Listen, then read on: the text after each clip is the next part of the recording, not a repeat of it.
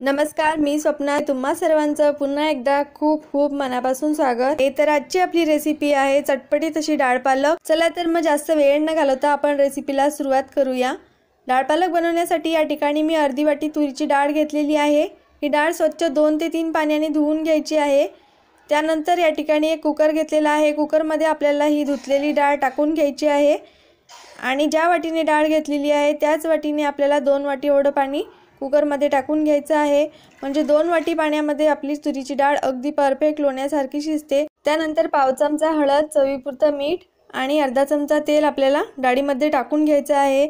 झाकण लावून आपल्याला मंद गॅसवरती कुकरच्या 4 शिट्या करून घ्यायच्या आहेत.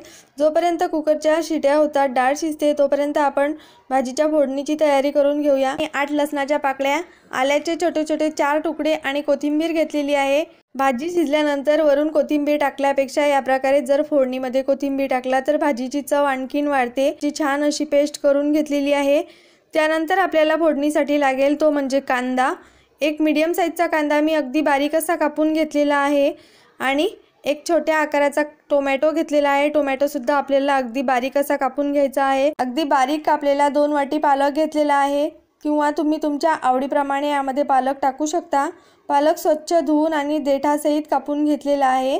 जोपर्यंत आपण फोडणीची तयारी केलेली आहे तोपर्यंत आपली डाळ सुद्धा छान मस्त अगदी लोण्यासारखी शिजलेली आहे. या प्रकारे चमच्याने थोडीशी डाळ घोटून घ्यायची आहे म्हणजे एकसारखी डाळ बनून तयार होते. मी कढई ठेवलेली आहे गॅसवरती. कढईमध्ये आपल्याला तेल टाकून घ्यायचं आहे. मोठा 1.5 चमचा एवढं तेल मी कढईमध्ये टाकून घेतलेलं आहे किंवा आवडीप्रमाणे तेल तुम्ही भाजीमध्ये टाकू शकता. त्यानंतर अर्धा चमचा मोहरी टाकून घेतलेली आहे. मोहरी छान तडतडली की त्यामध्ये अर्धा चमचा जिरे टाकून घ्यायचे आहे. जिरे मोहरी छान तडतडल्या गेली आहे. त्यानंतर यामध्ये कांदा टाकून घ्यायचा आहे. कांदा तेलामध्ये छान परतून घ्यायचा आहे. 1 मिनिट कांदा तेलामध्ये परतून घेतल्यानंतर आपल्याला यामध्ये करून घेतलेली आलं लसूण आणि कोथिंबीरची पेस्ट टाकून घ्यायची आहे. आलं लसूण आणि कोथिंबीरचा कच्चेपणा जाईपर्यंत आपल्याला ही पेस्ट छान अशी परतून घ्यायची आहे. सगळी भाजी मी मंद गॅसवरती बनवत आहे. मंद गॅसवरती भाजी बनवली की खूप छान अशी चव भाजीला येते. आता ही पेस्ट परतून झाल्यानंतर यामध्ये आपल्याला टोमॅटो टाकून घ्यायचा आहे. टोमॅटो लवकर शिजण्यासाठी यामध्ये आपल्याला चवीपुरतं मीठ आणि हळद टाकून घ्यायची आहे. अगदीच पाव चमचा एवढी हळद मी यामध्ये टाकून घेतलेली आहे कारण डाळ शिजताना सुद्धा हळदीचा वापर आपण केलेला आहे. त्यामुळे हळद जास्त टाकायची नाही आहे. टोमॅटो तुम्ही बघू शकता छान असा मी शिजवून घेतलेला आहे.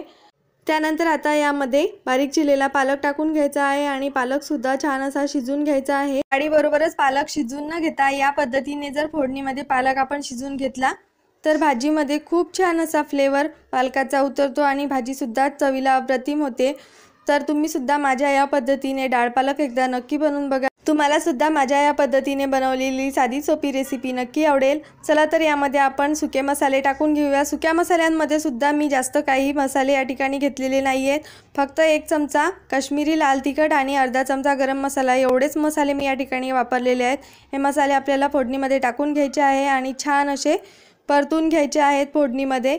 मस्त खमंग आणि चटकदार अशी आपली फोडणी बनून तयार झालेली आहे. आता यामध्ये शिजवून घेतलेली तुरीची डाळ टाकून घ्यायची आहे. डाळ टाकल्यानंतर यामध्ये मिक्सरचं भांडं धुवूनच मी थोडंसं पाणी टाकून घेतलेलं आहे. आवश्यकतेनुसार किंवा आवडीप्रमाणे किती घट्ट किंवा पातळ डाळ हवी आहे त्यानुसार यामध्ये पाणी टाकून घ्यायचं आहे आपल्याला आणि मंद आचेवर डाळीच्या 2 ते 3 अशा उकळी आपल्याला काढून घ्यायच्या आहेत. त्या ठिकाणी भाजीच्या मी छान 2 ते 3 उकळी काढून घेतलेल्या आहे. भाजी छान शिजल्या गेलेली आहे. मस्त बनवून तयार आहे चटकदार आणि चमचमीत अशी डाळ पालक. मस्त ही गरमागरम भाजी भाकरी किंवा भाताबरोबर खायला घ्या.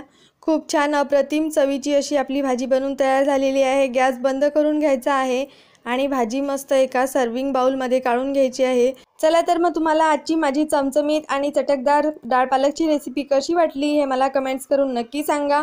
रेसिपी आवडली असेल तर व्हिडिओला लाईक करा, शेअर करा आणि चॅनलला सबस्क्राईब करा.